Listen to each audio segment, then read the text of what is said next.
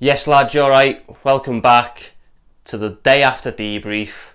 After Manchester City 3, Liverpool 2 in the Carabao Cup. Liverpool are out after goals from Erling Haaland, goals from Riyad Mahrez and goals from Nathan Ake countered our goals from Fabio Carvalho and Mo Salah. It was a weird game. It was a really weird game. There's a lot to talk about. There's a lot of players whose performances deserve their own special part, but overall, the day after, I am pretty disappointed. We didn't really deserve anything from the game if you look at it from a stats level. They had much more shots, they had more shots on target, higher XG, all that stuff.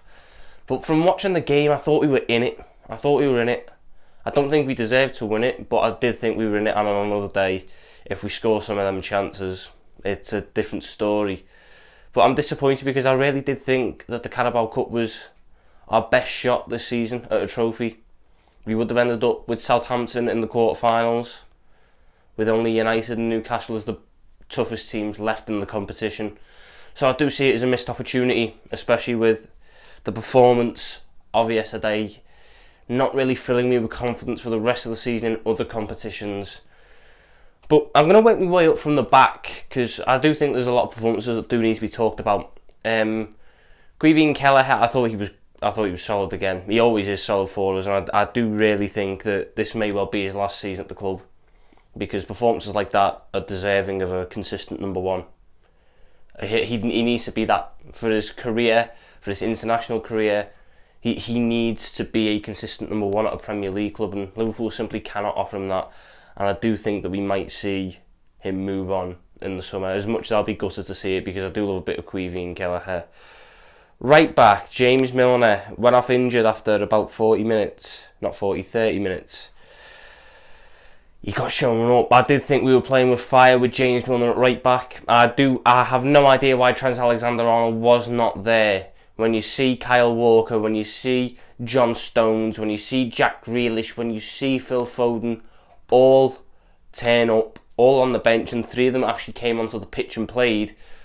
Where was Trent Alexander-Arnold? He played the least amount of minutes out of all of them for England. He played 30 minutes against Wales, and he was not part of the matchday squad. And I do think that I don't know why. I'm really confused as to why Trent Alexander-Arnold was not there yesterday. It boggles me. It completely boggles me. I'm so confused as to why he wasn't there. He doesn't need more time to rest. If anything, he should be desperate to get back and prove himself and show that he isn't. He's back in form, back to being the best right back in the world. He should be desperate to be doing that. Not sitting at home, picking and choosing his games and avoiding a Carabao Cup tie. That's really poor. And until I get the full story, that's all I can go off. Maybe he has been injured. I don't know. I haven't seen anything about him being injured. So I don't know why he needs more rest. That just boggles me. Especially when Jordan Henderson, who played more minutes for England, played yesterday. That it just confuses me. It really does. So I'm annoyed as to the fact that Trent Alexander-Arnold was not there yesterday. But James Milner, we were playing with fire the first time we'd done it, and we got a good performance out of him. And, you know, lightning doesn't strike twice. That's the phrase I'll use to describe James Milner at right back. Lightning does not strike twice, and Cole Palmer was all over him yesterday. James Milner really struggled until he had to go off. He was constantly getting drawn out of position. They were playing into the space behind him. It was just a really poor performance from James Milner. But once again, I've got sympathy, because he should not have been in that situation. Calvin Ramsey, he was on the bench. Start the 19-year-old. He's a very high potential player. You've got very high hopes for the kid. Start him in these games. When you look at the other players that started, it's not like you were going for an ultra strong, ultra experienced team. There was a lot of youngsters in the team. What's one more at right back going to do? Give him this experience. He's played in big games in Scotland before, albeit not as big as Liverpool, Manchester City. But he's not going to be overawed by the situation. I just think it's a missed opportunity. Going to James Milner at right back, you were playing with fire, and we got Burns, and he had to go off injured after he tried to take out Nathan Ake and came out worse off. Joe Gomez, Joe. I don't know. I had such high hopes for Joe Gomez, and honestly, for a number of years, from 2018 to just before we had the major centre-back crisis, he was one of our favourite centre-backs in the world. Watching him play, he was so good, he had so much confidence, he was the perfect partner to Virgil van Dijk. But since 2020-2021 season, he's been a shadow of himself, to the point now where when I'm watching Joe Gomez, I'm starting to question whether he should be playing centre-back or not, or whether he should be going out to right-back and staying at right-back, because the first goal is wholly on Joe Gomez. You can be preventing that. We're 10 minutes in to a game. If my centre-back should not be shaking a clearing header 10 minutes into a game. He should never be shaking a clearing header anyway. But 10 minutes in, he's trying to go for it with his feet against one of the crazy strikes I've seen in terms of the leap he can get and get his foot on it and anything. Erling Haaland is so dangerous. You cannot be switching off inside the first 10 minutes. And Joe Gomez yesterday switched off inside the first 10 minutes. And it was so poor from him. And that goal is wholly on him. That goal is a preventable goal. And I think Nat Phillips came on, and I'll touch on it a little bit. But I do think Nat Phillips, with his style of defending, would have actually stopped that first goal, because he's getting his head to it. You've got to go for that first cross with your head, not the half-arsed little foot out that Joe Gomez done. That is really poor, and on a whole, he was really poor at centre-back. You know, I don't know what it is with him. I don't know where the confidence has gone. I know he suffered a really bad injury. He suffered a number of them. That's really why his career has stagnated at times, but I don't know how much more sympathy I can have for the man, because his performances are really impacting us. He had a really good game last time out against Manchester City, and then you start hearing the Joe Gomez for England shouts, Joe Gomez for the World Cup. Joe Gomez for the past year has been terrible at centre-back. You've had a couple of good games, but he's been terrible as a whole. And that is the issue that we're running into. And to consistently play him there is doing him more harm than good. Nat Phillips came on for James Milner when James Milner had to go off, and Joe Gomez was pushed out to right back. And it was a slightly better performance from him at right back. Slightly better. Not much better, but slightly better. Still not really good enough though. And I'm starting to think about Joe Gomez's future. If I get a good offer for him in the summer, I might well sell him, because I don't see where he fits in. For me now, he is fifth choice centre-back. I've got Nat Phillips above him, because I can't be having my centre-back shaking challenges like that in the first 10 minutes. It cost us the game yesterday. It did. And it's disappointing, because I used to really like Joe Gomez, and seeing what's happened to him now is really, really sad. Joel Matip was the best centre-back we had yesterday. His mazy runs weren't used as often, but they were still there. He had a really good... The Fabio Carvalho goal, it comes from one of his mazy runs. And at centre-back, doing the defensive work, he was better than Joe Gomez. He was better than Nat Phillips. It was a senior performance from Joel Matip, but there was still room for improvement from him. But to be fair, when Joe Gomez is your centre-back partner, you are always going to struggle. Andy Robertson. Now, I like Andy Robertson, but yesterday was a really timid performance from him. Timid is the word I'd use to describe it.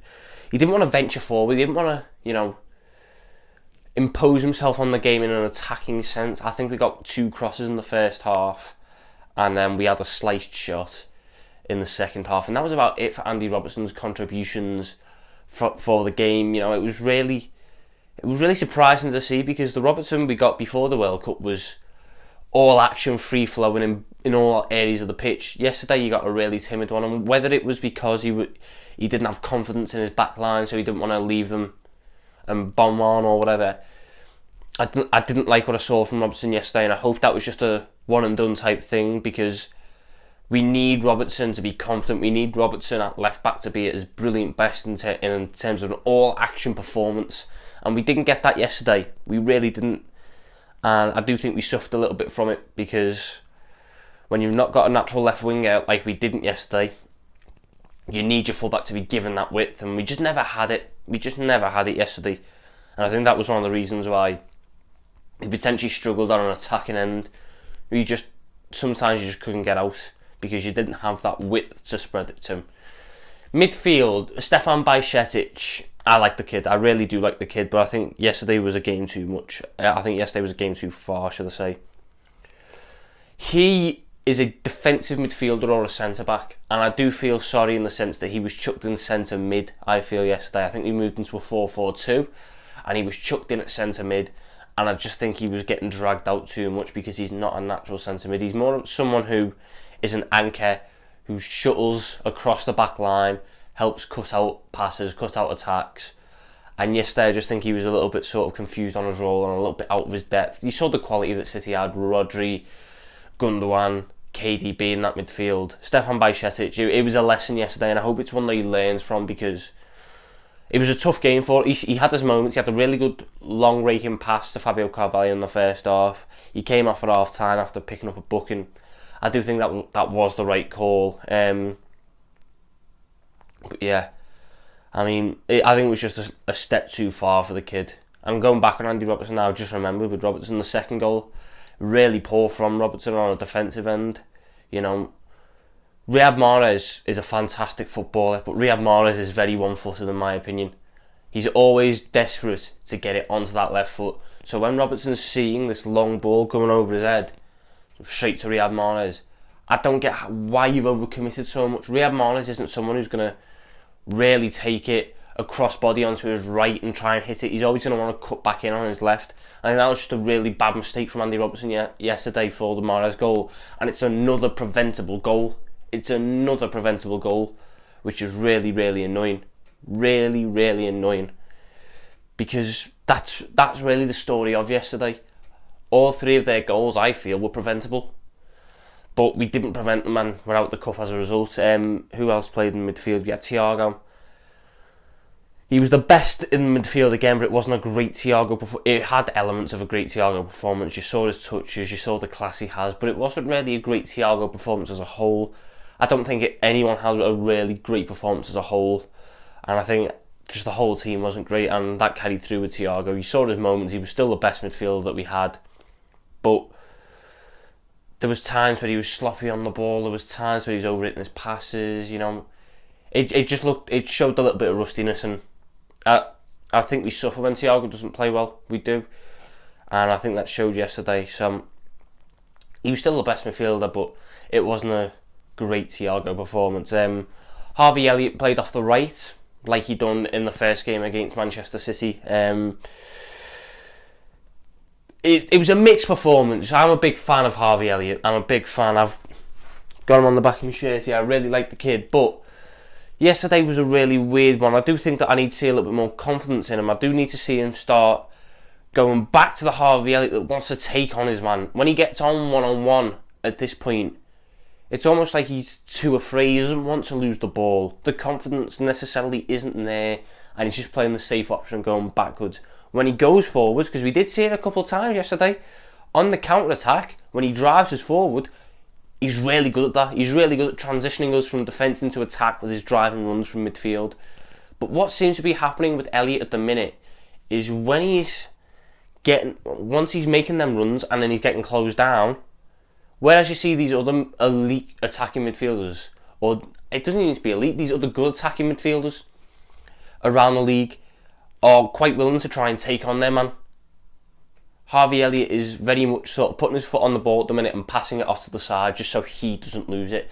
And certain games it works, but yesterday was one where I just want to see a little bit more confidence from him. I want to see him try and take on his man, and he wasn't really getting involved as much on attacking, and I think it was a little bit of a quiet performance from Elliott yesterday.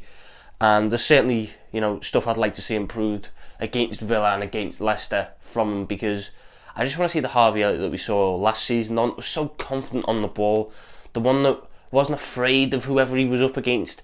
Whatever defender wanted to battle with him, Harvey Elliott believed he could get past him.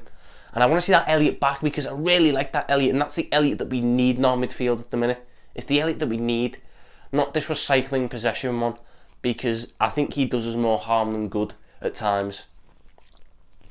Fabio Carvalho scored. Fabio Carvalho got his goal at the Etihad, really well taken goal, really good composure. But Fabio Carvalho is not a left winger.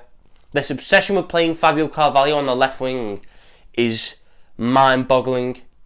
It's mind-boggling. I know we played 4-4-2 to try and, rematch the system that we done against them last time, but last time out, Diogo Jota done so much hard work,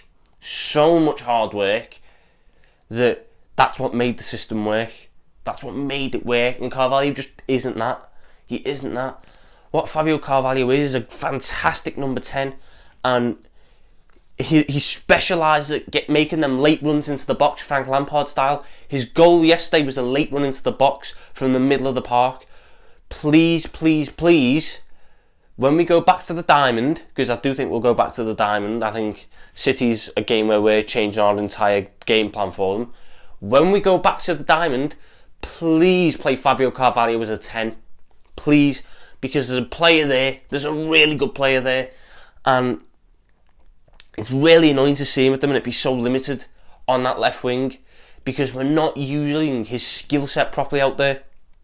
Him as a 10 with two strikers up top, that's a fantastic player there, and we really need to utilise it more, especially with this Firmino injury that he's got, because if we're going to try and persist with Fabio Carvalho left wing during this period where Firmino is out, I really do think we're going to look back on it as a missed opportunity. You need to get the kid in his natural position. He won Young Player of the Year in the Championship last year, playing as a 10, not as a left winger. So play him as a 10. We have a system that needs a 10. Play him there, Jurgen, because you'll see levels. He's been decent to start his Liverpool career off. He's getting goals.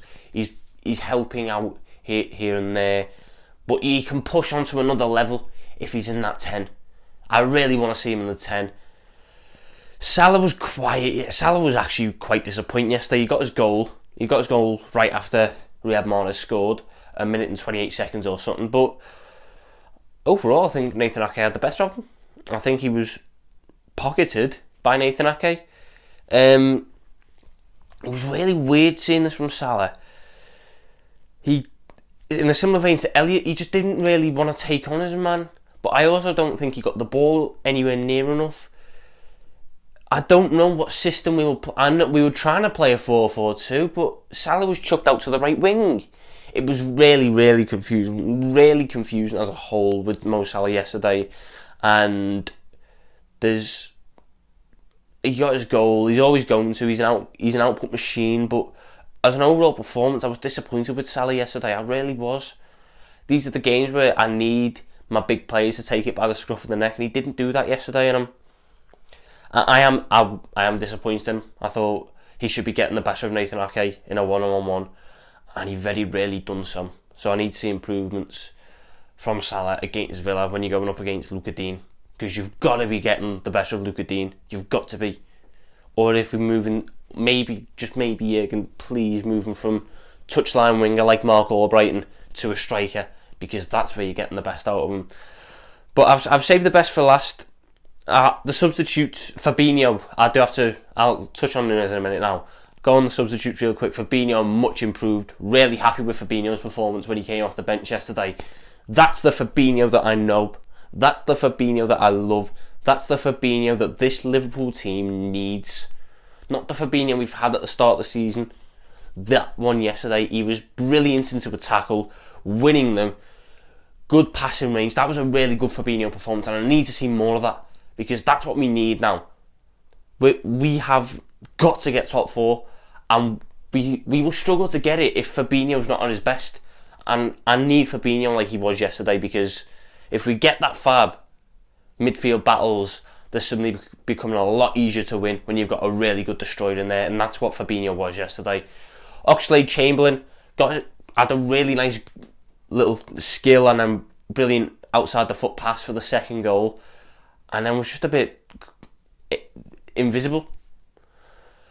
That sums up Oxlade-Chamberlain's career. He's a flash in the pan moment when he first came on, and then really struggled to get into the game after that. I do think that he might be tried out left wing with this Firmino injury. It'll be him or Carvalho, and I'm not looking forward to that.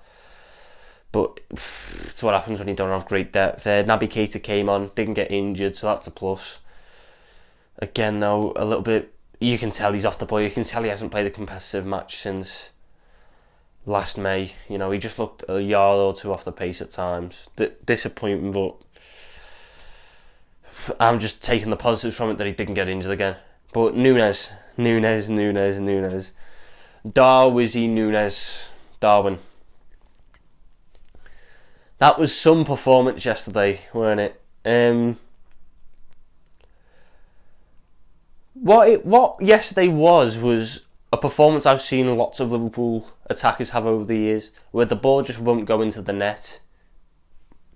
Does it make it any less annoying? No. Honest to God, I was so annoyed yesterday. Head in hands, fuming that Darwin Nunez could not put the ball in the back of the net to save his life. He just kept dragging them wide.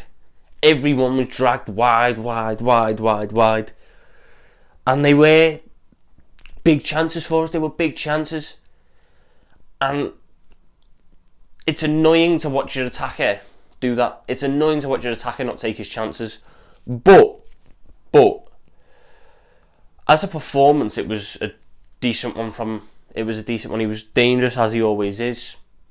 You know, he got the assist for the second one.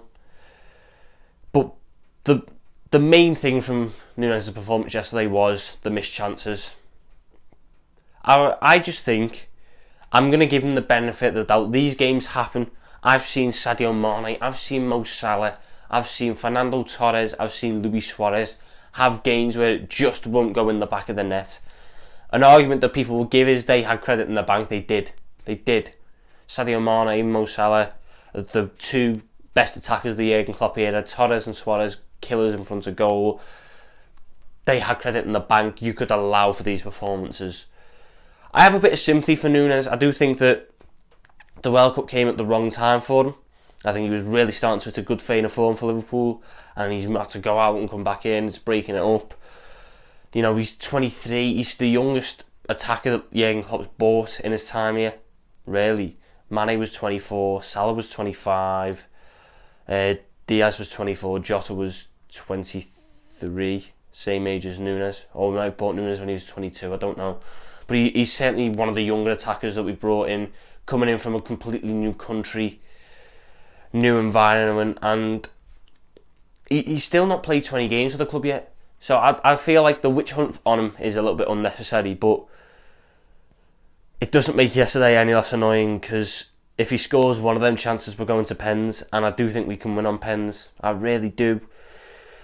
But I'm not going to be part of the ones who are on the witch hunt yet. I do like a lot of what I see with Nunez, and I'm going to give him the benefit of the doubt. I'm going to let him play another 10-15 games, and if these issues are still cropping up, that's when I'll start to really question it. But I'm giving him the benefit of the doubt for now. I'm going to do that.